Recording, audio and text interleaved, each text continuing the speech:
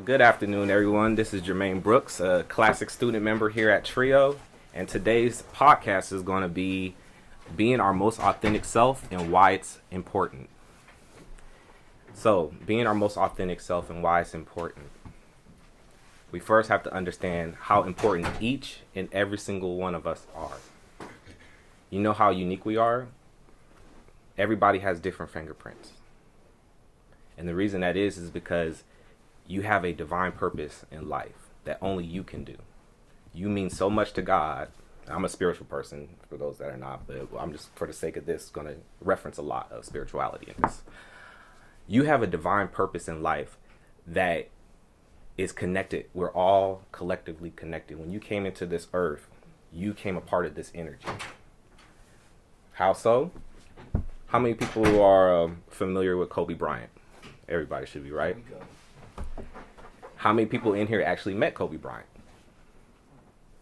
How many people were affected when he died? That's the power that you have with your energy. And that's how you can influence people, whether it's for the good or the bad. So to understand your power, you must understand yourself. To understand yourself, you must understand the difference between your heart and your mind. In this case, in the spiritual realm, it's called your masculine and your feminine energy. In scientific terms, it's your Y and X chromosome. It's your yin to your yang. It's your balance. It's to have that balance. In philosophy, the word philosophy is the love of knowledge. Love being the heart, knowledge being the mind. See, the two have always been at odds since the beginning of time. The Adam and Eve scenario. And when God speaks, that's what it is. Okay? And so when he had put the curse on the woman, it was to be subjective to the man. It doesn't mean that the masculine or the man is more dominant than the woman. It's just that was the curse. So even if a woman gave birth to her son, eventually, this is not the case for everybody, but eventually one day through society, he will be more superior than she is. And that's the burden that a lot of women have to carry, and there's pain in that. But with pain comes wisdom. Those hard knocks that we get from life, that's how we learn. It's that intuitive, that inertia, that nurturing spirit of a woman or the feminine energy is what I feel is lacking from our society's masculine energy, because we're told as men not to express ourselves when it comes to your emotion. What does that mean? That means that women have a better advantage. You know why? Because they're allowed to. So they get to exercise that aspect of their life. They get to exercise that emotional side. They get to exercise the thought process as well. And even in today's society, we have more masculine energy because guess what? The women are in the work field. What does that mean? When you're in the work field, you get what? Competitive. When you get competitive, that's a masculine energy. There's a off balance. So for those who are wondering why, there's an upside down in today's society where, you got mostly the man chasing after the strippers. It's because there's the imbalance of that energy. Some women perform better than men in the work field, But that just goes to show that we are all in spirit equal, But getting back on subject with the balance of the energies, we all have that energy in us. And it's up to us to hold ourselves accountable. That's how you start to become your most authentic self. You want to know what your true purpose is in life? Live your most authentic truth. You will definitely be on course. I'm a person that believes in synchronicity. Synchronicity is summer, spring, winter, fall. I know in the summertime, I know when it's going to be spring, winter, or fall, because the universe is in sync. And we're all part of the universe. We're made of matter. That's because you matter. So to understand yourself, you will essentially understand the person next to you. Doesn't matter about the race, doesn't matter about what their gender is, what their religious aspect is. We all have power in us. We're all a reflection of a greater source. And it's when you understand that, you can tap in your true powers. You know, there's life and death in the power of your words. Words are so powerful. Even writing down words, the word itself, spelling, is just that. It's a spell. Magical. You could speak things into existence. You can manifest. I could take something that I think of in the 5D, in the spiritual realm. I could think of something and I can bring it down to the 3D, which is flesh, tangible, and make it happen. That's the kind of power I possess. But how can I tap into that? When I be my most authentic self. Why? Because when I do something that has purpose and is meaningful, it's felt. When I exercise self-control and speak when I know what I'm talking about, people listen. Even if it's not favorable for me. You know why? Because with truth, it's the most closest you can get to God. God is the way. He's the truth. He's the light. And when you speak of truth, boy, that's a powerful source. You know, they say that when you see God, you're pretty much dead. That's how powerful truth can be. So when you start speaking truth, it can become very intimidating for people. And a lot of people can't handle it. And as a person that goes through life, you gain something called discernment. You're not going to always get it right. But eventually over a lifetime, you're going to be able to start to gauge things. You're going to try to find that happy medium that works for you. And everybody is different. What works for this person may not work for that person. That's the beauty of life. It's this journey and being able to try to collectively get everybody on the same accord, but understanding that there's a difference with every single body, and everybody has a divine purpose in life that only that person can bring out. And that's why it's so important to be as nurturing and loving as you possibly can, because you can help the next Bill Gates. Somebody in here could create the next invention that may cure cancer. God can make anything happen. He could take the lowest of the low. For instance, one of my favorite icons is Sojourner Truth. How many know who Sojourner Truth is? For those who don't know, Sojourner Truth was that African-American female slave in the slavery time period who was the lowest of low by society standards even now, with the highest of high, the president at the time, Abraham Lincoln. How did that happen? Because of God. Because she spoke in her truth. And when she spoke, people listened. And she got the attention of the President of the United States. And forever will be remembered a part of history. Because she's part of his story. Because she had faith. She listened. She exercised. We have that same energy within us. There's times where we feel like we don't want to be vulnerable. That shit is scary as hell. I'm going to tell you now, it's really, really scary being vulnerable.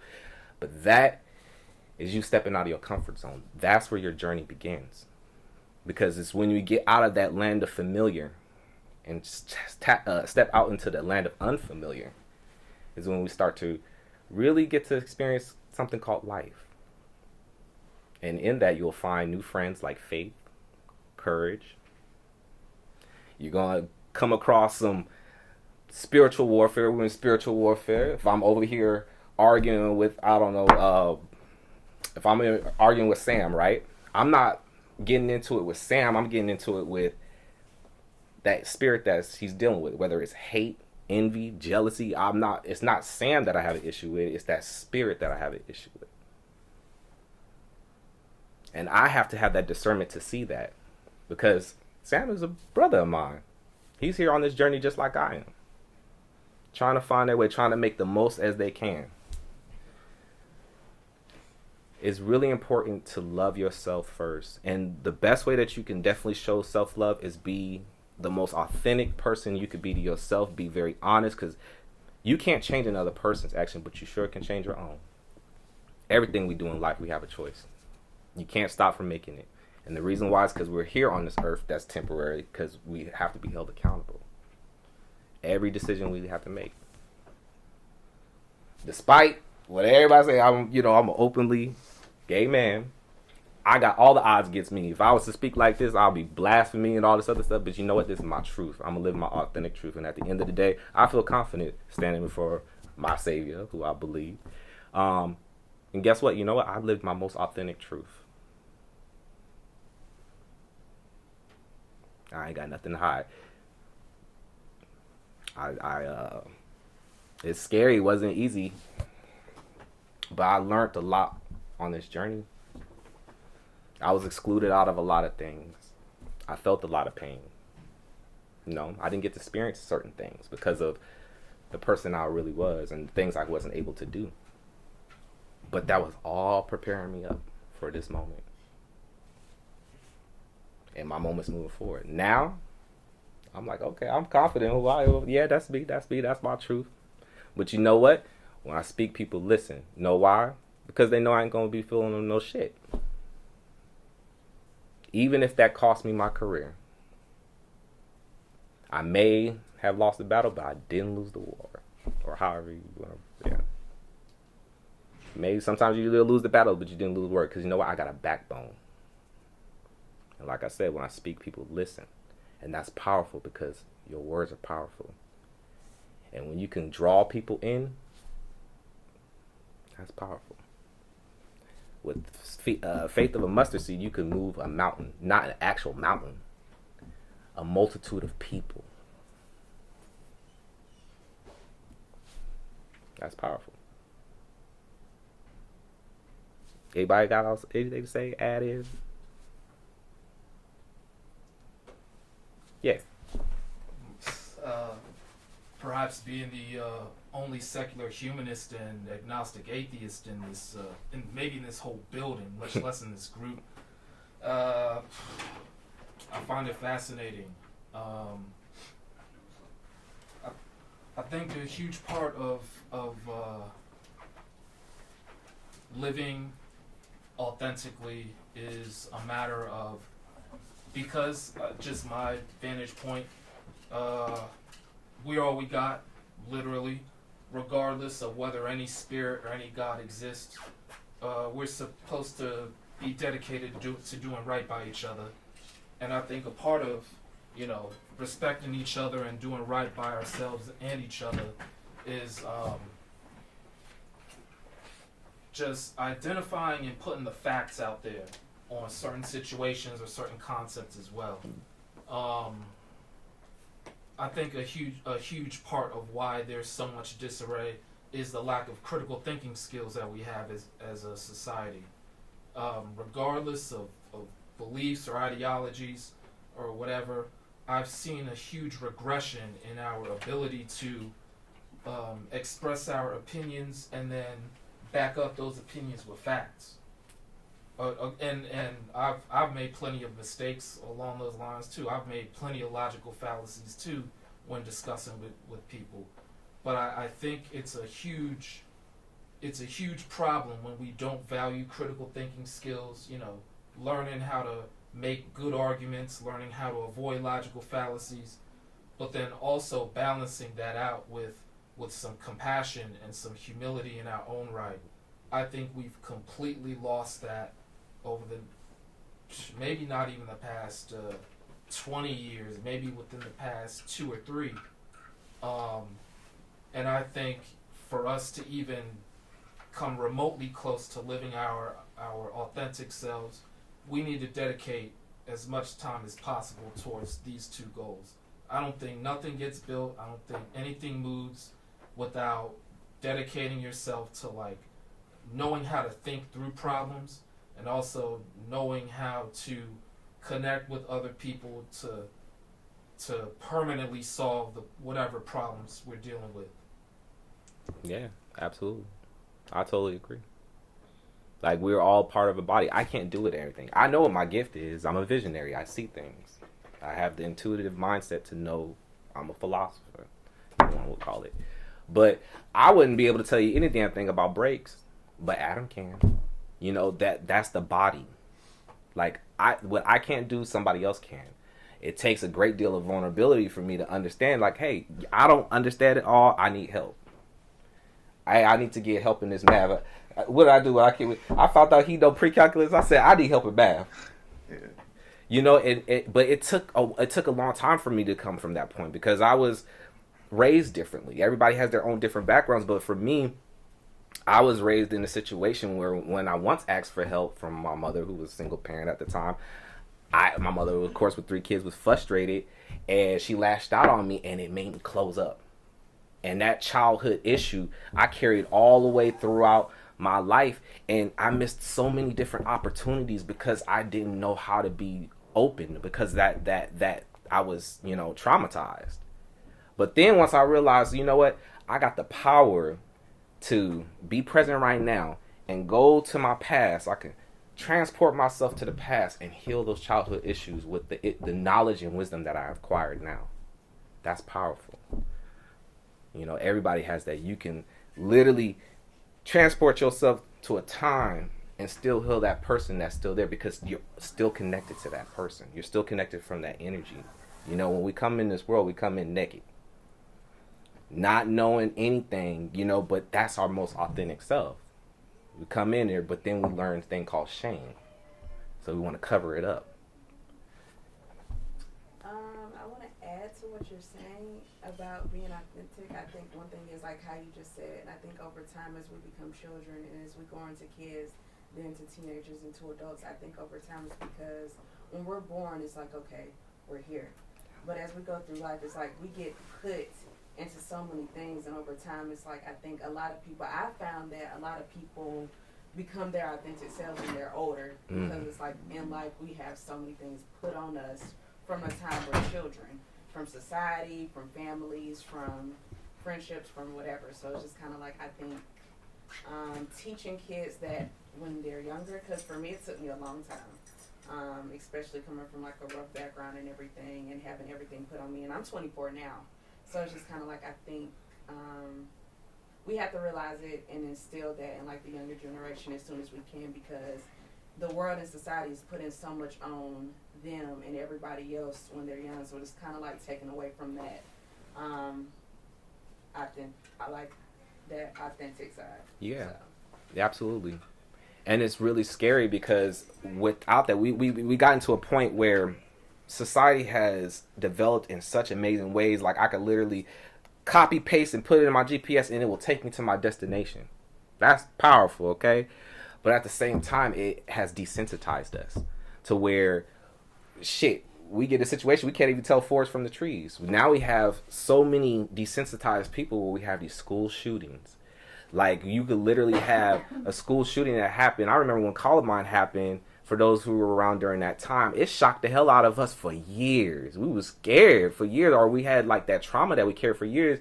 We just had that Sandy Hook incident, and it just moved on like it was just yesterday's news. Like that says a lot, and that's because we're in this generation of instant gratification, instant gram, instant oatmeal, instant coffee.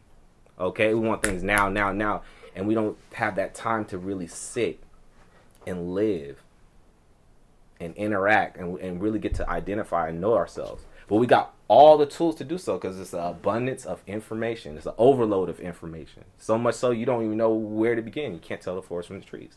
So that's where you have to come back to the middle. And then when you start having self-accountability, what I can change, I can't do anything, but if everybody else get up, then it, you know, that saying, blow a mighty punch, you know? And so understanding that, like, you know, man said over here, I'm sorry, I'm not good with names. Snotty. Snotty. Understanding that everybody has an importance, and even regardless of what you believe in or what you don't believe in or what background you come from, somebody else has a significant importance, and that they could do something that I won't be able to do, but guess what? I could utilize that thing. It's called networking. Now I'm starting to be able to, okay, let me find my soul tribe. Let me find the people that I connect with, that I resonate with. And this person could do this person could do this. Hey, maybe we could do something together, create. You know, the universe is consistently expanding. And from a scientific aspect, I could talk to you like that too. We're part of the universe. We're part of stars. And when stars burst, they give birth to more stars, and the gases and all that stuff form planets and all that stuff. What I'm basically saying is that that's us too. We are constantly expanding. And when we do not expand, we self-destruct. When you don't allow that energy to flow, that you don't feel that self-purpose no more. You start feeling down. You start feeling depressed. You end up possibly killing yourself, you know. Or if you don't serve favorable for the world will push you out because you're too afraid to live.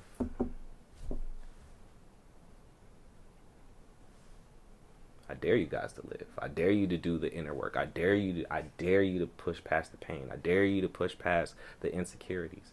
See how far it gets you. It sets you free. It really, truly sets you free. We live in a beautiful country where we're able to do this kind of stuff. In other countries, you're told what to do. Not knocking other countries. They have their pros and cons. Everything has their yin and yang. They balance ups and downs. But we're fortunate enough to be in this country where we can express ourselves in every kind of way that's so creative. And I'm glad. Because, you know, me, I would have been killed a long time ago. What? I would have been off a long time ago. Just kind of piggybacking off of what Sarah's saying. I mean, I'm a tad bit older than probably most people in here, and that reflection, that going back to your true self, comes as you get older. Like, I know when I turned 30 last year, I was just like, man, I've been told what to do, and then once I got told what to do for 18 years, and I got set loose for, you know, these 4 years to try to figure it out. But then in that, I was still kind of in a system of, this is what you need to do, this is what you need to focus on, this is what's important, this is what's not important, this is how you should think. And it's a lot of us are institutionalized to think like that. So when you start evolving, like as I got older, you know, and different events started happening in life, you know, becoming a parent, you know, starting to, you know, expand my career, figuring out what it is that I wanted, what it is that I don't want, you know, finding out that friendships, relationships, and things like that either line up with my goals or my purpose or they don't. That's when the reflection starts happening. And it was like that last year, it was just like, dang, like this is going into a whole nother decade, and then we're on the cusp of going into another decade, you know, coming into 2020. It's just like an evolution that you go through as you get older, where it's like, hey, like, let me get back to my roots and figure out what's important. And anything that is not essential and it's not lined up with my purpose and my authentic self, who I want to be and where I need to go, I got to cut it off, no matter how painful or, you know, how stressed I am or how it makes me feel. I have to make that transition because, as you just said, we are matter. We're matter. We're, you know, operating in this universe and we're operating in this space just like any other organism. So if we're not constantly evolving, then we do self-destruct. And a lot of times we find that in, you know, self-destructive behavior, you know, substance abuse, like, you know, feeling envious of people, food, you know, being addicted to social media, whatever our vices are, we find that self-destruction manifesting in the vices that we have. So sometimes that age, as Sarah said, the older you get, you start becoming self-aware. You start loving yourself more too. So it's kind of like, hey, like I got to get on the path, on the trajectory that I need to go down to accomplish my purpose and be authentic. So yeah, I feel like it does come with age. I be listening to her. She be feeding me all that. So I'll be like, oh, okay. I gotta tap in. Sometimes you gotta tap into somebody to fill your cup. You be feeding me. I told you like it too. So. We feed off each other. But yeah. Adam had something to say too. He had his hand up. Oh yeah. Come on, Adam. So yeah. I agree that like we're all one and the same. I think really we don't value hardship nowadays because like, say when you were younger, you didn't have someone to help you out. Well, guess what? You built a new skill. You know, you learn how to do it yourself. You know, you can't afford something. You do it yourself. You know, we have all the knowledge that we have all the knowledge we need and more. We can do anything really. Like you want to get some new wheels. You want to get a new TV. You want to like install something in your house. It's all there. And I do really think like we're like one and the same. So you have someone sitting next to you, and they have a problem you don't really understand. Like you're the smartest person in the class and you envy them. Well, guess what? Something made them who they were, and something made you who you were. So you have your own benefits. They might be the smartest person in the class. So guess what? They might be stuck in a situation they can't get out of. They don't know how to cook. They don't know how to have a good interaction with somebody. So I think you should just kind of like understand from a person. And people perceive things differently. say like you're rushing somewhere, someone's in front of you, and they're driving slow. Might be their first time driving. They're older. They want to be safe, right? They just got in a bad car accident. Someone just died. So like, kind of gotta look through the window of someone else. So, Okay.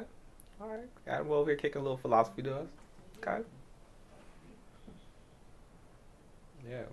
That definitely, we all have our own gifts, and when you learn your own, you realize that, you know, I have a purpose. It's like, okay, I don't have to be envious of this person because this person's gift is this. And just like you said, like, I would never be able to be Adam. You know why? Because Adam was individually unique in every single kind of a way.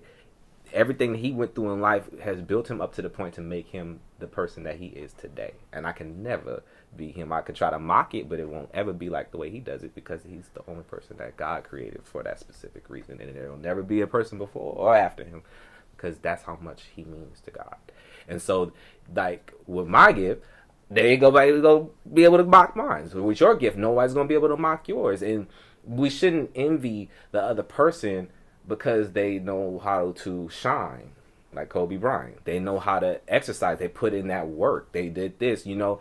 What that should do is make us look at ourselves, and how can I take my candle, instead of putting it under the bed, put it on top of this thing, this little light of mine, how am I going to let it shine? How am I going to do that? Well, I'll give you a key hit. It starts with being vulnerable. That's the key. That's the first beginning. Stepping out of your comfort zone. Step into that land of unfamiliar. If you're so used to repetitive things, unless you know what you're doing and you feel like you do it, don't let nobody deter you. You know, only you and God knows what you're supposed to be at and where you're supposed to be at. You know, everybody's situation is different, you know. But if you feel a lack in your life, and there's things that you know you need to do, like, let's say I know I need to clean my room and I don't. That's going to deplete my energy. I'm going to feel some kind of way if I don't do that. If I know I need to work out and I don't, that's going to make me feel bad. And all them things eventually start adding up, and we just take those little things for granted. But them little hits be counting. They be counting. That's because your soul is telling you, I need more. Just like you have to feed your flesh, you have to feed your spirit. They're both the same. It's the opposite, is the yin and yang. You got to make sure that you're spiritually taking care of yourself as well, whether you believe it or not. That's just like that essence, that energy. I need to do my homework, because if I don't, it's going to make me feel bad because I'm going to get a bad grade. That feeling is your spirit, your mind, your heart. So, anybody else? Anything else to say? Nah. Well, that sums up my podcast for today.